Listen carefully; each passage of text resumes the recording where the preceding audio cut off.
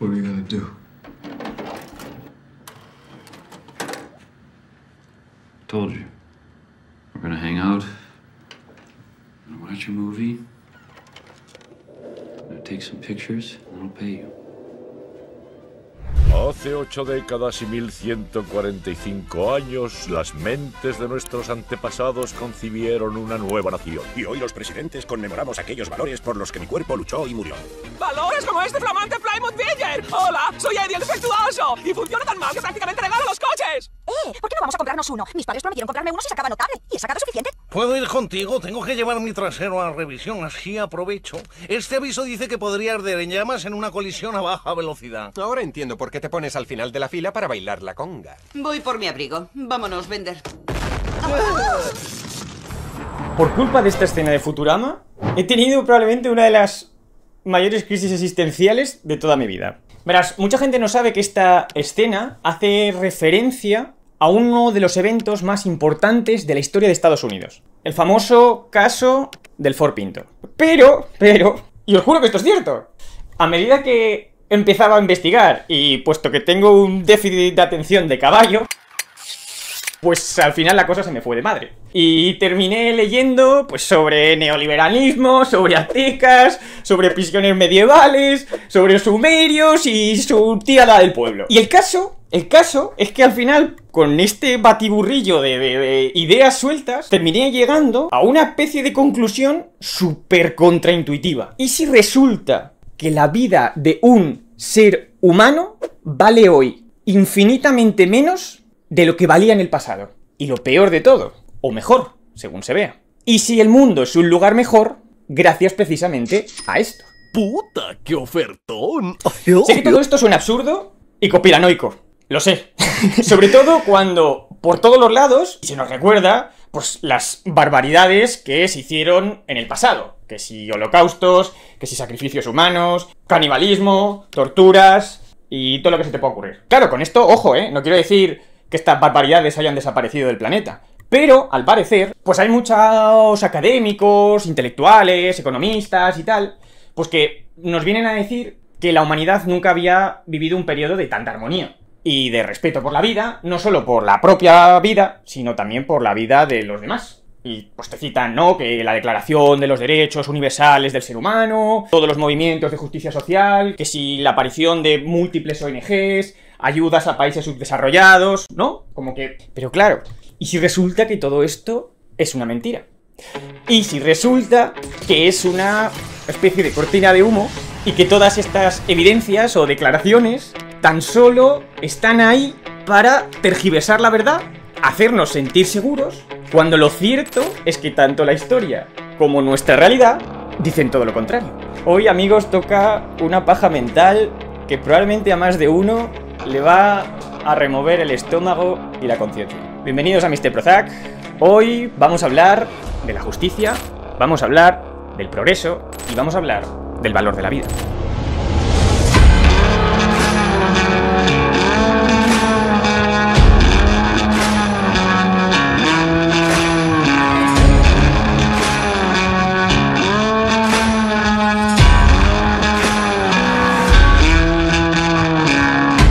Esta escena que hemos visto, en la que Bender dice que le puede explotar el culo, es casi una frase literal que apareció en un informe judicial en el que se acusaba a la empresa Ford de haber matado a una mujer y haber provocado quemaduras en el cuerpo de una niña de 13 años por culpa de un fallo que al parecer tenía uno de sus coches más populares en ese momento, el Ford Pinto. Lo que provocaba es que explotara tras recibir una colisión en su parte trasera a baja velocidad. Antes de meternos bien en este juicio, creo que es importante contextualizar un poco. Años 60, el Beetle alemán y el Corolla japonés lo están petando en Estados Unidos. Y Lee Iacocca, ¿vale?, que era el director de Ford en esos años, pues esto lo veía inaceptable. El caso es que, por esta razón, al parecer exigió crear de urgencia un nuevo modelo de coche más compacto, llamado el Pinto. La movida es que, debido precisamente a las prisas que la directiva exigió, así como el abaratamiento de los materiales que utilizaron, pues Ford terminó sacando un coche que al parecer presentaba, pues, diversos problemas. Entre ellos, el de que podía explotar con relativa facilidad. Evidentemente, este problema, pues, terminó provocando la muerte de decenas de personas, así como cientos de quemados y heridos. Y claro, muchas de estas víctimas, pues, terminaron denunciando a la empresa. Y concretamente, el caso de Grimshaw versus Ford Motor Company fue especialmente interesante. Verás, al parecer, en esta época, las empresas, cuando un producto, por culpa de algún fallo en el diseño, dañaba al usuario o lo mataba, pues como que no se responsabilizaba directamente a la empresa, ya que se planteaba como que había sido un accidente no intencionado. Yo no he sido. Aunque en muchos casos la empresa debía dar como cierta indemnización a los afectados y la cosa pues más o menos se quedaba ahí. Pero en este caso, los abogados de las víctimas no solamente consiguieron demostrar que Ford era el culpable directo de esta muerte, sino que además demostraron inmoralidad y malicia en sus prácticas empresariales. Estos dos cargos son probablemente de los más graves que se puede imputar a alguien dentro de la justicia estadounidense. Y usted, señor, es peor que Hitler. Aunque hubo muchas pruebas y testigos que terminaron confirmando esto, quizás la evidencia más clara fue la de un informe que salió a la luz en este juicio, que elaboró la propia empresa Ford, en la que reconocía este fallo del tanque y más o menos calcularon que este fallo mataría alrededor de unas 180 personas al año y que las indemnizaciones de las víctimas pues no deberían superar los $200.000. Pero es que además en ese mismo informe se decía que arreglar las fugas de combustible del tanque y algunos de los problemas más graves realmente le supondría a la empresa algo así como unos $11 por unidad. Entonces, la conclusión del informe fue básicamente que salía mucho más rentable indemnizar a las víctimas que arreglar dicho fallo. Claro, lo que no preveyó Ford es que esta toma de decisiones saliera a la luz y sirviera precisamente para responsabilizar a la empresa tanto de la muerte de Lily Gray como de las quemaduras y lesiones permanentes que le produjo a su hija. Por ello, el jurado condenó a Ford a pagar la mayor multa por daños y prejuicios que se había puesto en la historia de Estados Unidos. 127 millones de dólares. En nuestra época sería algo así como unos 1.000 millones de dólares, ¿vale? Una puta locura. Y de hecho, el motivo principal por el que se propuso esta cantidad tan grande no era tanto compensar a las víctimas, sino para disuadir a Ford, así como a cualquier otra empresa automovilística, que estuviera dispuesta a sacrificar vidas humanas a costa de maximizar beneficios. Es decir, querían que la multa fuera ejemplificante o algo así. Claro, la movida es que por lo que se ve, a Ford todo esto le pareció un escándalo sin precedentes. De hecho, la defensa de Ford fue que tanto la condena como la multa eran algo así como inconstitucionales. Y que este tipo de castigos, lejos de ser algo positivo, realmente solo iban a perjudicar tanto al país como a la industria. El caso es que al final, el juez decidió reducir la indemnización a unos 3,5 millones de dólares, ya que seguía siendo, creo que eran como unas 5 veces más alta que cualquier otra multa puesta en la historia de los Estados Unidos por daños y prejuicios. Estos serían como unos 30 millones de dólares a día de hoy, o algo así. Por supuesto, esta condena, muchos medios la celebraron como una especie de victoria fundamental para la dignidad y el respeto por la vida. En cambio, otros medios, como por ejemplo la revista Mother Jones, creo que era algo así, un poco sensacionalista, pero bueno, daba a entender como que esto realmente era todo lo contrario. Es decir, que esto ni mucho menos era una victoria para el respeto a la vida, ya que esta multa, en cierto modo, lo que iba a hacer es permitir a las empresas poder experimentar o sacrificar con premeditación y alevosía con la vida de sus usuarios, siempre y cuando los beneficios superaran a los costes. Y vale, yo sé que este giro que voy a dar ahora, mucha gente pues dirá, tío, ¿qué te pasa en la cabeza? Pero también fue así, ¿vale? Y es que esto me recordó un poco a lo que se suele decir, por ejemplo, de los aztecas. Verás, decía el filósofo Antonio Escotado, escritor del famosísimo libro Los enemigos del comercio, que nunca había existido una civilización más cruel que la azteca. Que era el imperio inca y el imperio azteca eran civilizaciones literalmente monstruosas, las más depravadas que conoce la historia universal. Insisto que esto no solo lo opina él, pero bueno, que es una persona bastante relevante, ¿no? Resulta que esta civilización no solamente practicaba el canibalismo, sino que además eran frecuentes los sacrificios públicos, tanto de adultos, como de niños, como de bebés. Donde había, por ejemplo, entre los aztecas 12 fiestas anuales de guardar con sacrificios humanos. Y un dios como Tlaloc, el dios de la lluvia, que solo aceptaba víctimas bebés. Porque solo las lágrimas del bebé, mientras le sacaban con el cuchillo de obsidiana el corazón y se lo ofrecían, solo así daba él la lluvia. El caso es que, a raíz de estas críticas, ¿vale? Pues han salido como muchos antropólogos y expertos en esta cultura explicando que este tipo de acusaciones pues están bastante descontextualizadas, ¿no? Y que son un poco sensacionalistas. Porque explicaban que esta cultura no mataba por vicio o sadismo, sino que muchos de estos sacrificios realmente se basaban en la creencia religiosa de que, de no hacerlos, pues dejaría de salir el sol, se acabarían las lluvias o empezaría el apocalipsis. Ojo, que también hay otros antropólogos que decían pues que esto realmente fue una pantomima que se inventaron los gobernantes para controlar la demografía tanto de su pueblo como de los que tenían tiranizados, ¿vale? Pero sea como sea, lo que sí que parece es que, aunque no veían la vida de sus ciudadanos como algo súper sagrado, como con un valor incalculable, sí que, en cierto modo, pues parecían darle un alto valor, ya que al fin y al cabo mataban con el objetivo de impedir ciertas crisis demográficas o alimentarias o, coño, impedir el puto apocalipsis, ¿sabes? Ahora, lo curioso es que si seguimos retrocediendo en el tiempo, el valor que nuestros antepasados daban a la vida humana no solamente no disminuye, sino que aumenta. Incluso si retrocedemos a la civilización más antigua de la que tenemos registro, los sumerios. Verás, los sumerios no solamente tenían prohibido hacer sacrificios humanos, sino que cualquier tipo de homicidio se castigaba con la muerte. Al menos así lo registra el Código Hammurabi, que básicamente era algo así como las leyes por las que se regía esta sociedad. Vale, a ver, contextualicemos un poco, ¿vale? Al parecer, se dice que en esta época, pues como que los conflictos y las peleas no eran raros que se terminaran yendo de las manos. Tipo, pues eso, ¿no? Que empezaban dos tontos a insultarse y al final terminaban a machetazos la familia de ambos. Entonces, como que el rey Hammurabi, en un intento de mejorar la convivencia, ¿vale? Y evitar a toda costa muertes innecesarias, estableció una serie de límites con respecto a este tipo de conflictos. Es decir, si tú me quitas un ojo, pues yo tengo derecho a quitarte un ojo a ti. Pero nada más. Y si tú me matas, mi familia tiene derecho a matarte a ti. Pero nada más.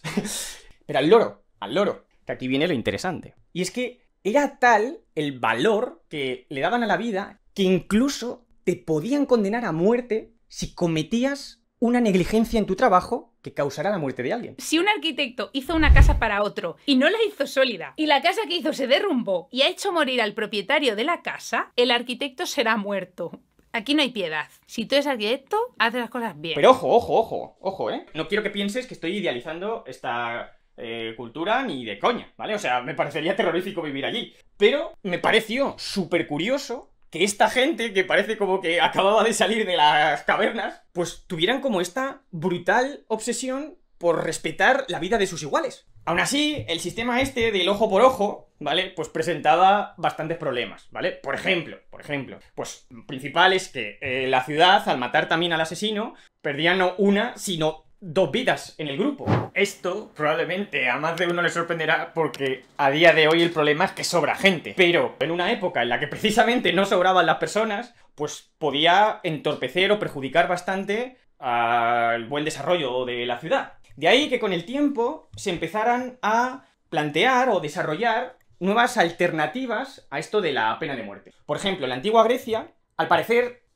si tú matabas a alguien, pues podía darse la situación en la que tú te convirtieras en el esclavo de esa familia. Los romanos encontraron otra opción, que era la de dar todas las posesiones del agresor, es decir, todo el trabajo de su vida, a las familias de la víctima. También, por ejemplo, se planteó el destierro, que era uno de los peores castigos. El problema, ¿vale? Al parecer es que, pues, había veces en los que estos señores, ¿no? Se iban al pueblo de al lado y la liaban aún más parda. Pues ahora pienso montar mi propio parque de atracciones, con casinos y furcias. De ahí que, por ejemplo, en el medievo, pues empezaran a crear estas prisiones medievales, ¿no? Para hacerse como responsables de sus propios delincuentes, ¿no? Y ahí pues se empezó como a crear lo que podríamos entender como la cadena perpetua, ¿no? Encerrar a alguien de por vida y tirar la llave. El caso es que todos estos castigos no se planteaba a modo de compensar a la familia, porque al parecer como que se entendía que no había ninguna manera de compensar como tal, ¿no? La pérdida de un ser querido, sino que más bien tenía el objetivo de, primero, evitar una venganza desproporcionada, segundo, castigar al homicida, y tercero, para disuadir a cualquier ciudadano de poner en práctica este tipo de conductas, incluidos reyes y emperadores. A ver, esto no era lo habitual, ¿vale? Por supuesto que no, pero ahí se daban. Por ejemplo, según tengo entendido, el emperador Andrónico, creo que era, o algo así se llama, Andrónico I, ¿no? Un emperador bizantino en el 1100 y algo, fue condenado a tortura y a pena de muerte por el asesinato de varias personas. Por ejemplo, en el Japón feudal se dio también que un daimyo fue condenado a muerte por intentar matar a una funcionaria. ¡Intentar! Y ojo, que no nos pensemos que estos lugares eran paraísos sin delitos, ¿vale? Ni muchísimo menos. Al igual que hoy, había constantes atropellos a la ley, así como que en muchas ocasiones estas leyes solo se aplicaban a una parte de los ciudadanos. Por no hablar de que este supremo respeto por la vida desaparecía de fronteras para afuera. Es decir, que si un sumerio decapitaba a un hitita, tampoco se armaba mucho escándalo. Es decir, que efectivamente su definición de ser humano era mucho más limitada que la que manejamos hoy en día. Pues no consideramos hoy personas hasta los tiktokers.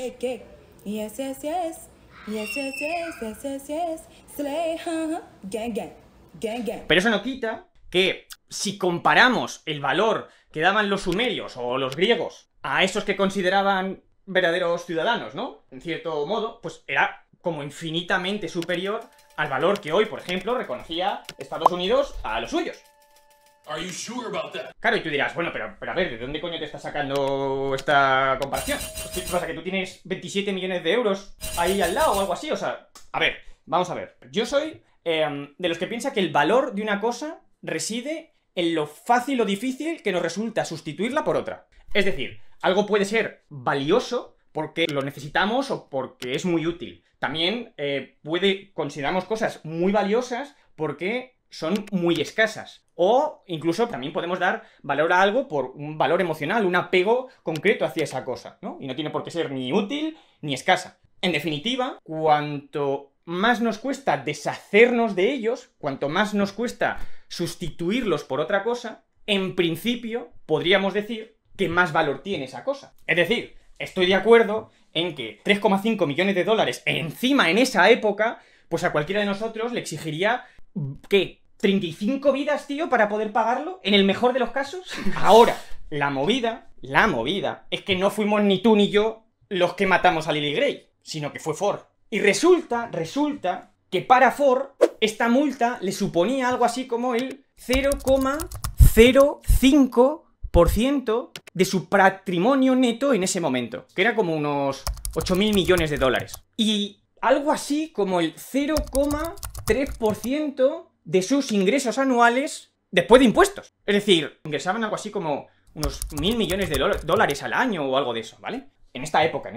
Es decir, a Ford, la vida de esta persona le costó algo así como un día de trabajo. Llevándolo a nuestro mundo terrenal, ¿no? Yo creo que esto sería algo así como si un restaurante envenena a un cliente porque utilizó, yo que sé, arsénico en vez de sal, porque le salía más barato, ¿vale? Y el juez obligara al restaurante a indemnizar a la víctima, pues, yo que sé, con una botella de vino. Más o menos. Claro, la movida es que esto probablemente, pues, a más de uno le escandalice. O que lo vea como un fallo flagrante de la justicia. Pero resulta que no. Resulta que este tipo de prácticas, para empezar, ni mucho menos se reducen a Estados Unidos, ya que se dan en casi todos los países más desarrollados y civilizados del mundo ahora mismo. Segundo, que desde entonces hasta el día de hoy no ha habido infinidad de casos similares al del Pinto.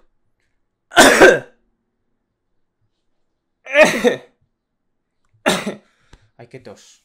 Esta tos me va a matar. Y tercero, que esta nueva forma de plantear el valor de una vida humana realmente tiene origen en algunos de los pensadores más influyentes y reconocidos de los últimos siglos. Por ejemplo, el famoso Thomas Jefferson, Jeremy Bentham, Stuart Mill, sobre todo estos últimos dos, ¿vale? Estos hombres, después de mucha reflexión y erudición, llegaron a la conclusión de que el hombre había nacido para ser feliz y que, por tanto, los esfuerzos de las personas debían dirigirse hacia este objetivo, concluyendo algo así que las acciones moralmente correctas serían aquellas que aproximen a la humanidad hacia esta felicidad. Es decir, que aceleren el progreso y que mejoren, pues, el bienestar de las personas. Aunque eso suponga el sacrificio de algunas otras. Obviamente, esta gente no decía que fuera legal matar, ni mucho menos. Es más, al parecer tenían un respeto muy alto, ¿vale? Por la vida de los demás. Pero la movida es que, a medida que se han ido aplicando estas ideas, con el paso del tiempo, se han visto que son tan cojonudas al progreso, que digamos que se ha ido como flexibilizando cada vez más el punto... Un momento.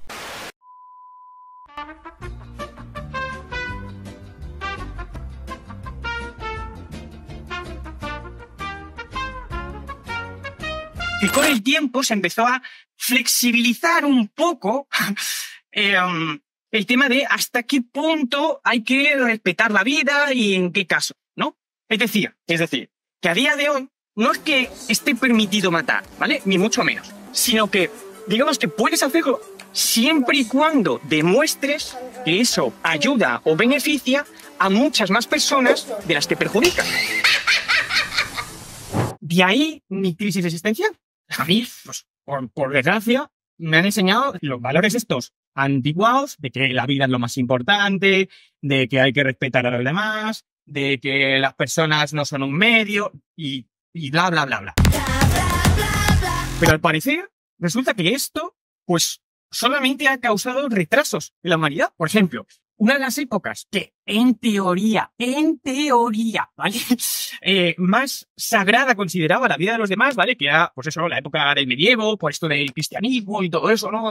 Bueno, dame filla, no matar, ¿no? Todas estas movidas, ¿vale? Bueno, pues en casi todos los libros, ¿vale? Que encuentras, tanto de los colegios como casi de divulgación y tal, casi todo se plantea como una especie de época súper oscura, súper retrasada, en la que la gente pues no hizo ningún avance. Ojo, esto no lo dice todo el mundo, ¿vale? Pero como que parece que sí hay una gran mayoría, ¿no? Que está de acuerdo con esto. Mientras que, curiosamente, cuando empezaron a ponerse en práctica las ideas estas del famoso utilitarismo, ¿no? Y es como que coincide con esa época de la historia a la que se le llama algo así como la época de las luces, la ilustración, ¿no? Y aquí como empezaron pues los grandes inventos, comenzaron las grandes revoluciones, comenzaron los grandes avances científicos. Es decir, que a mí me da la sensación de que lo más probable es que el juez pusiera esta multa ridículamente baja para Ford y descartara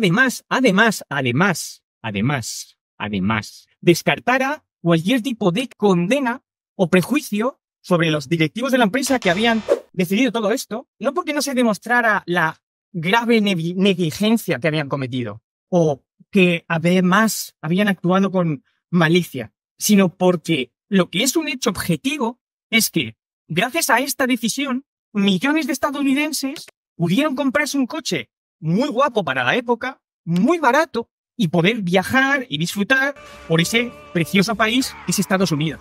Aunque, efectivamente, eso supuso, pues, quemar vivos a decenas de personas. Insisto, que si esto no te cuadra o te impide conciliar el sueño o alguna mierda de estas, es porque eres incapaz de reconocer el grandísimo progreso y felicidad que estas nuevas ideas han aportado al ser humano. En tanto exista quien tenga en su memoria lo que fue, siempre habrá aquellos que son incapaces de aceptar lo que puede ser. Es decir, en cierto modo, me da la sensación de que esto es como una especie de versión mejorada de lo que hacían los aztecas, ¿no? Es decir, que en vez de sacrificar vidas basadas en esa rocambolesca y estúpida idea de evitar el apocalipsis, pues nosotros como que hemos trascendido, ¿no? Y hemos decidido que se nos pueda sacrificar en pos de una idea pues muchísimo más noble y realista, como es la de alcanzar el paraíso.